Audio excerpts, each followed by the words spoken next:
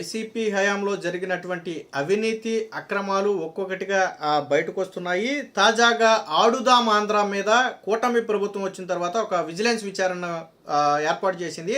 ఆ విజిలెన్స్ విచారణ పూర్తి చేయటంతో పాటు నాడు మంత్రిగా ఉన్నటువంటి రోజా మీద, అలాగే నాడు శాప్ ఎండీగా ఉన్నటువంటి బైరెడ్డి సిద్ధార్థ రెడ్డి మీద, వీరిద్దరి మీద కూడా క్రిమినల్ కేసులు నమోదు చేసి ఏసీబీ లేదా సిఐడి చేత పూర్తి స్థాయిలో విచారణ చేయించాలి అని చెప్పి ప్రభుత్వానికైతే సిఫారసు చేస్తూ ప్రభుత్వానికైతే తన నివేదికనైతే విజిలెన్స్ కమిటీ అయితే సమర్పించడం జరిగింది. దీంతో రేపు మాపు అంటే ప్రభుత్వం ఒక నిర్ణయం తీసుకున్న తర్వాత అయితే ఏసీబీ లేదా సిఐడి ద్వారా దీని మీద విచారణ జరగబోతున్నారు. దాదాపుగా 20 కోట్ల రూపాయలు అక్రమంగా దోచేసుకున్నట్టుగాను, ముఖ్యంగా అటు బైరెడ్డి సిద్ధార్థ రెడ్డి అనుచరులు, ఇటు రోజా అనుచరులు వారికే దోచిపెట్టినట్టుగాను విజిలెన్స్ అయితే ప్రాథమికంగా నిర్ధారణ అయితే చేసింది. దీని మీద లోతైన విచారణ చేస్తే ఇంకా ఏదైనా అవినీతి ఉంటే అది బయటపడే అవకాశం ఉంది. సో ప్రాథమికంగా అయితే 20.37 కోట్ల రూపాయలు ఆటల పేరుతో అక్రమంగా దోచుకు తిన్నారని చెప్పి ఆ కమిటీ అయితే చేసింది. రాష్ట్ర ప్రభుత్వానికి విజిలెన్స్ ఎన్ఫోర్స్మెంట్ తుది నివేదికనైతే ఇవ్వడం జరిగింది. ట్విస్ట్ ఏంటంటే దాదాపుగా 100 మందికి పైగా 124 మంది అధికారుల మీద చర్యలు తీసుకోవాలని కూడా సిఫారసు చేసింది. అంటే వీళ్ళు అంటే తందానా అన్నటువంటి అధికారులు ఎవరైతే ఉన్నారో, నిబంధనలకు విరుద్ధంగా నిధులు ఎవరైతే కేటాయించారో వారందరి మీద కూడా చర్యలు తీసుకోవాలని 124 మంది అధికారుల పేర్లను కూడా విజిలెన్స్ ఎన్ఫోర్స్మెంట్ అయితే ఇవ్వడం జరిగింది. దీనిలో ప్రధానంగా అప్పటి శాప్ ఎండీగా పనిచేసినటువంటి హర్షవర్ధన్తో పాటు హెచ్ఎం ధ్యాన్ చందు, అప్పటి ఆర్ఎండ్బి ఇప్పటి ఈఎన్సి కె వేణుగోపాల్ రెడ్డి, అలాగే అప్పటి ఎస్ఈగా ఉన్నటువంటి జయశ్రీ, శాప్ ఏవోగా ఉన్నటువంటి వ్యక్తి రామకృష్ణతో పాటు ఏడి రమణ, అలాగే ఈ సిద్ధయ్యలపై కూడా చర్యలు తీసుకోవాలన్నారు. దీంతో పాటు టెక్నికల్ కమిటీలో సభ్యులుగా ఉన్నటువంటి ఐఏఎస్ అధికారులైనటువంటి జి వాణిమోహన్, గతంలో ఎడ్యుకేషన్ కమిషనర్గా కూడా చేసింది ఆవిడ, వాణిమోహన్తో పాటు కె హర్షవర్ధన్తో పాటు ఎస్ సురేష్ కుమార్, వీళ్ళ ముగ్గురు ఐఏఎస్ అధికారుల మీద కూడా చర్యలు తీసుకోవాలని చెప్పి సిఫారసు చేయడం జరిగింది.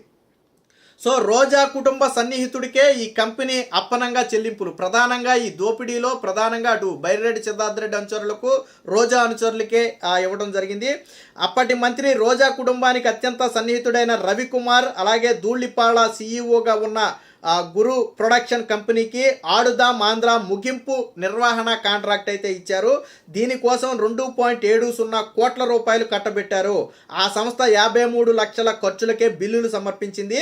మిగతా 2.17 కోట్లకు సంబంధించి వివరాలన్నీ ఎక్సెల్ షీట్లో రాసిచ్చారే తప్ప సంబంధిత ఓచర్లు కానీ, రసీదులు కానీ, బిల్లులు కానీ ఏమీ సమర్పించలేదు. అంటే ముగింపు కార్యక్రమానికి 2.70 కోట్లు కేటాయిస్తే కేవలం 53 లక్షలకు మాత్రమే సరిపోలే బిల్లులు వాళ్ళ దగ్గర ఉన్నాయి. మిగతా 2 కోట్లు స్వాహా, గుట్టకాయ స్వాహా, 2.17 గుట్టకాయ స్వాహా. ఎందుకంటే ఈ 2.17 ఎలా సరిపెట్టారో తెలుసా? ఎక్సెల్ షీట్లో వేసారంట, దీనికింత దీనికింత దీనికింత అని. అలా ఎలా కుదురుద్ది? ఏదైనా మనం కార్యక్రమాన్ని నిర్వహించినప్పుడు సంబంధిత బిల్లులన్నీ కూడా ఇవ్వాలి, ఇచ్చిన తర్వాతే నిధులు విడుదల ఉంటుంది. కానీ ఏమీ ఇవ్వలేదు. అంటే 50 లక్షలతో పోయేదానికి 2.5 కోట్లకు పైగా, 2.70 పైగా బిల్లులు ఇచ్చారు. అంటే దాదాపు 2.20 రూపాయలు వీళ్ళు తినేశారు. సరే, ఇందులో ఎవరి వాటా ఎంత ఏంటనేది కూడా తేలాల్సి ఉందనుకో. ముగింపు వేడుకల్లో నిర్వహించాల్సిన డ్రోన్ షో రద్దయినప్పటికీ కూడా పూర్తి పేమెంట్ 65 లక్షలను గురు ప్రొడక్షన్స్కు చెల్లించారు. వాస్తవానికి ఈ ముగింపులో డ్రోన్ షో ఒకటి ఏర్పాటు చేశారు. ఆ డ్రోన్ షోకు గాను 65 లక్షల రూపాయలు ప్రభుత్వం కేటాయించింది. చివరిలో డ్రోన్ షో ఏమైంది? రద్దు అయింది. అప్పుడు ఏం చేయాలి? 65 లక్షలు ప్రభుత్వం చెల్లించకూడదు. కానీ డ్రోన్ షో వేయకపోయినా ఈ 65 లక్షల రూపాయలు చెల్లించేశారంట. ఇందులో రోజా, సిద్ధార్థ రెడ్డి దీనికి గాను సహకరించారు. అప్పటి శాప్ ఎండి రామకృష్ణ, ఏవో వెంకటరమణలు ఈ బిల్లులను ప్రాసెస్ చేయడానికి సహకరించారని చెప్పారు. ఇక బైరెడ్డి అనుచరుడిదే ప్రధాన పాత్ర. ఇంకొకటి ఏంటంటే బైరెడ్డి సిద్ధార్థ రెడ్డి ప్రధాన అనుచరుడు అప్పట్లో శాప్లో అవుట్సోర్సింగ్ ఉద్యోగిగా ఉన్నటువంటి ఐటీ కన్సల్టెంట్గా పనిచేసినటువంటి కిషోర్ బాబు. సో ఈ కుంభకోణంలో ఈ కిషోర్ బాబుది కూడా కీలక పాత్ర. ఆయనకి ఎటువంటి అర్హతలు లేకపోయినప్పటికీ టెక్నికల్ కమిటీలో ఆయన్ని సభ్యులుగా నియమించారు. ఈ క్రీడా పరికరాలు సామాగ్రి కొనుగోలుకు సంబంధించినటువంటి స్పెసిఫికేషన్స్, వాటి ఖరారు, టెండర్లు ప్రక్రియ, బిల్లులు ప్రాసెసింగ్ బాధ్యత, అంటే ఆల్మోస్ట్ దీనికి సంబంధించినటువంటి కీలక బాధ్యతలు, అంటే ఏ వస్తువులు కొనాలి, ఎవరి దగ్గర కొనాలి, ఎంతకి కొనాలి, వాటి నాణ్యత ఏంటి, ఆ బిల్లులు చెల్లింపు ఎలా చెల్లించాలి, ఎంత చెల్లించాలి, ఎవరికి చెల్లించాలి, ఇలాంటి కీలక నిర్ణయాలన్నీ కూడా తీసుకునే అధికారాన్ని అసలు ఎటువంటి అర్హత లేనటువంటి ఈ కిషోర్ బాబుకి అయితే ఇచ్చారు. ఎవరయ్యా ఈ కిషోర్ బాబు అంటే బైర్రెడ్డి సిద్ధార్థ రెడ్డికి ప్రధాన అనుచరుడు. ఆయన అనుచరుడు కావటమే ఈయన క్వాలిఫికేషన్ తప్ప నిజమైన క్వాలిఫికేషన్ ఏమి కూడా ఇందులో లేవు. అలాగే టెండర్ నిబంధనలు సడలించటంలో కూడా ఈ వ్యక్తి పాత్ర ఉంది. క్రీడా పరికరాలు సామాగ్రి కొనుగోలుకు సంబంధించి భారీగా లంచాలు చెల్లించారు. ఇవన్నీ సిద్ధార్థ రెడ్డికి తెలిసే జరిగినాయి అనేది ఇప్పుడు విజిలెన్స్ తన నివేదికలో ఇచ్చినటువంటి ఇది. ఇంకో ట్విస్ట్ ఏంటంటే ఎఫ్డీలు సాధారణంగా జాతీయ క్రీడల నిర్వహణ కోసం దాఖలు చేసినటువంటి బిడ్ కోసం అప్పట్లో కూటమి ప్రభుత్వం అధికారంలో ఉన్న సమయంలో 2016లో జాతీయ క్రీడల కోసం అని చెప్పి ఒక బిడ్ దాఖలు చేశారు. దానికి సంబంధించి 1.85 కోట్ల రూపాయలు ఏం చేశారు అంటే ఎస్బీఐలో ఫిక్స్డ్ డిపాజిట్ చేశారు. అంటే ఎప్పుడైనా శాప్కి ఉపయోగపడతాయి అని చెప్పి వాటిని అప్పటికప్పుడు ఏం చేశారంటే ఆ బిడ్డు డబ్బులు ఏం చేశారంటే ఫిక్స్డ్ డిపాజిట్ చేశారంటే ఒక నిర్ణీత సమయం వరకు వాటిని బయటకు తీయకూడదు, ఆ తర్వాత వడ్డీతో తిరిగి శాప్కి వస్తాయి.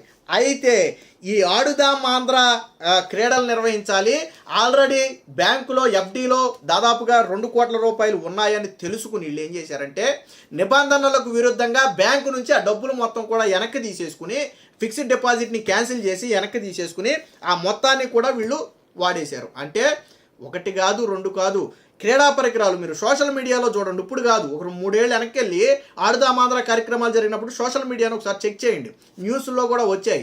వీళ్ళు ఇచ్చినటువంటి క్రికెట్ బ్యాట్లు కావచ్చు, వాలీబాల్ కావచ్చు, అత్యంత నాసి రకమైనటువంటి వస్తువులు. టెన్నిస్ బాల్తో ఆడితే బ్యాట్ ఇరిగిపోయింది, టెన్నిస్ బాల్తో ఆడితే ఇరిగిపోయే బ్యాట్లు, వాలీబాల్ ఒక మ్యాచ్ అవ్వకుండానే పగిలిపోయేటువంటి బ్యాట్లు, షటిల్ రాకెట్లు, కాకులు అత్యంత నాసిరకం. అంత దారుణంగా దోచేశారంటే మళ్ళీ పైగా ఇది రాజకీయ ప్రచారం. బ్యాట్ల మీద, బాల్స్ మీద, షటిల్ రాకెట్స్ మీద, వీటన్నిటి మీద ఏంటి వీళ్ళకి సంబంధించినటువంటి ఫోటోలు వేసుకోవడం, జగన్మోహన్ రెడ్డి ఫోటోలు వేసుకోవడం. ఇటు డబ్బుకు డబ్బు తినేశారు, ఇటు పక్క రాజకీయంగా ప్రచారం కూడా చేసుకున్నారు. సరే 5 ఏళ్ల పాటు లేని ఆతృత ఎందుకు చివరిలో వచ్చిందంటే మళ్ళీ ఇందులో నిబంధనల సడలింపు. ఏజ్ గ్రూపులు సాధారణంగా శాప్ నిబంధనల ప్రకారం ఏజ్ గ్రూపులు వేరుగా ఉంటాయి. వీళ్ళు 17 ఏళ్ళు దాటిన వాళ్ళని మాత్రమే అనుమతించి కింద వాళ్ళని అనుమతించాలి. ఎందుకని ఆల్మోస్ట్ వాళ్ళకి నెక్స్ట్ ఎలక్షన్లో ఓటు రాబోతుంది. ఎందుకంటే ఏడాది ముందు కదా ఇవి పెట్టింది, నెక్స్ట్ ఎలక్షన్లో వాళ్ళకి ఓటు రాబోతుంది కాబట్టి వాళ్ళని అట్రాక్ట్ చేయడం కోసం వీళ్ళు చేసినటువంటి కుట్ర ఇది. సో ఇలా మొత్తంగా ఇప్పటి వరకు విజిలెన్స్ తేల్చిన లెక్క ప్రకారం 20 కోట్ల రూపాయలైతే దోచేశారు, అవినీతి జరిగింది. దీనిలో అప్పటి మంత్రి రోజా పాత్ర, శాప్ చైర్మన్గా ఉన్నటువంటి బైర్రెడ్డి సిద్ధార్థ రెడ్డి పాత్ర, ఇద్దరి పాత్ర ఉందని చెప్పి అధికారులైతే నిర్ధారణకు వచ్చి ఏసీబీతో కానీ సిఐడితో కానీ రాష్ట్ర ప్రభుత్వం ఇన్వెస్టిగేషన్ చేయిస్తే దీనికి సంబంధించినటువంటి మరికొన్ని మూలాలు బయటకు వచ్చే అవకాశం ఉంది. వీరిద్దరి మీద కూడా ఇమీడియట్గా క్రిమినల్ కేసును నమోదు చేయాలని చెప్పి స్వయంగా విజిలెన్స్ అండ్ ఎన్ఫోర్స్మెంటే స్వయంగా ఒక నివేదికను కూడా రాష్ట్ర ప్రభుత్వానికి ఇచ్చిన నేపథ్యంలో చంద్రబాబు గారి ఆమోదం తర్వాత దీని మీద ఒక చర్య తీసుకునే అవకాశం అయితే ఉంది. మొత్తంగా వీరితో పాటు 124 మంది అధికారులు, ఈవెన్ కీలకంగా నాడు శాప్ ఎండీగా పనిచేసినటువంటి వ్యక్తులతో పాటు ఐఏఎస్ అధికారుల మీద కూడా క్రమశిక్షణ చర్యలు తీసుకోవాలి. ఈ జరిగినటువంటి స్కామ్లో వారి పాత్ర కూడా ఉంది, వారే సహకరించారు అని చెప్పి ఒక సిఫారసును అయితే చేయడం జరిగింది. మొత్తంగా రోజా మెడకు, బైర్రెడ్డి సిద్ధార్థ రెడ్డి మెడకు ఈ 20 కోట్ల రూపాయలు స్కామ్కి సంబంధించినటువంటి ఉచ్చు అయితే బలంగా బీసుకోబోతుంది అనేది మాత్రం వాస్తవం.